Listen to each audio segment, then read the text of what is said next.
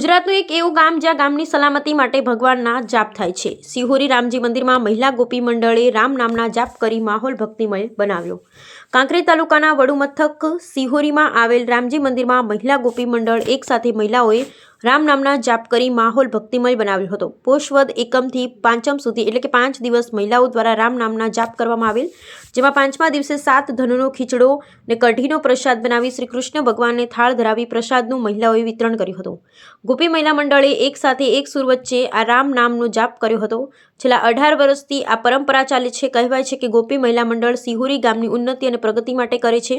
એટલું જ નહીં, આ મહિલા મંડળ એક સુરે રામના જાપ કરી શ્રી રામની ભક્તિનો એક અનેરો મહિમા ઉજવે છે।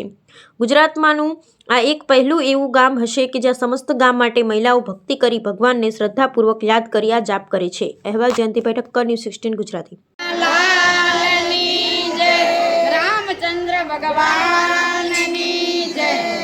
આથી સિહોરીની ધર્મપ્રેમી જનતાને જણાવવાનું કે 18 વર્ષથી અમે રામજીના મંદિરમાં જાપ કરીએ છીએ।